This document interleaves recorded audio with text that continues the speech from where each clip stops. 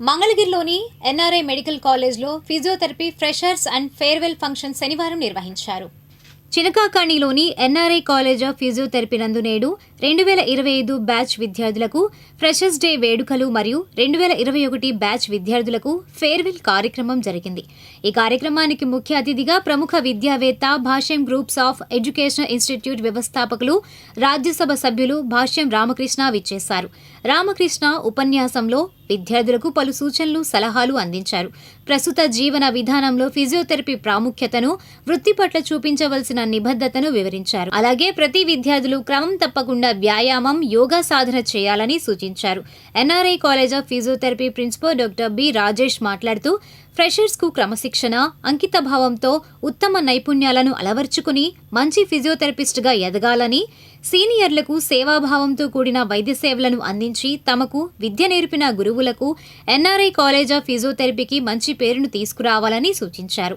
ఈ కార్యక్రమంలో NRI academy of sciences president doctor Avula Surendra, secretary Somu Krishnamurthy, joint secretary Mani Akkineni, treasurer K Bapireddy, dean doctor N Lakshmi, medical superintendent doctor G Srinivasarao, deputy medical superintendent KVS Kumar Chowdary పాల్గొని విద్యార్థులను అభినందించారు.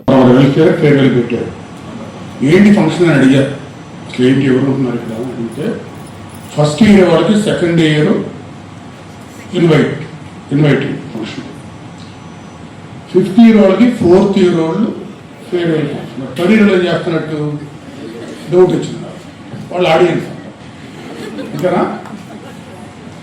సరే, anyhow occasion ఏదైనా ఏంటి, ఏం చేస్తాం మనం?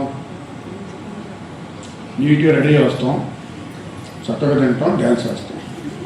ఫంక్షన్ ఏదైనా రెడీ చేసి ఎందుకంటే ఏం చేస్తాం, అదే కదా. సరే, ఏ ఫంక్షన్ అయినా కానివ్వండి, ఇది ముఖ్యంగా మా కళ్యాణరావు గారు ఉన్నారు, ఇంత మొక్క ఉన్నప్పుడు చూశారు నన్ను. నా బేస్ ఏంటో ఆయన తెలుసు.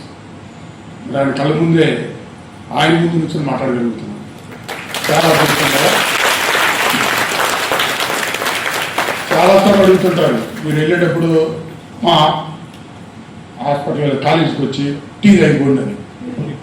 నాకు ఎందుకు హాస్పిటల్ రావడానికి అసలు ఇష్టం ఉండదు, అలా కోరిక కూడా ఉండదు. ఎవరు పేషెంట్ ఉన్నా చుట్టాలు రాను, వాళ్ళు తగ్గిన తర్వాత ఇంటికి వచ్చిన తర్వాత పోయి పంపిస్తాను. హాస్పిటల్లో మాత్రం రాను, ఎందుకంటే అది చూడదలుచుకోవాలి, చూసే ఉద్దేశం నాకు లేదు. కానీ మీకు మాత్రం ఎంత అదృష్టమో. మీకు దేవుళ్ళు ఎవరు తెలుసా? ఆర్థోపెడిక్ డాక్టర్స్, ఇందాక చెప్పారు, న్యూరాలజీ డాక్టర్స్. వాళ్ళు ఏదో ఎక్కడికి పంపిస్తారు మీ దగ్గరికి. ఈ పండగ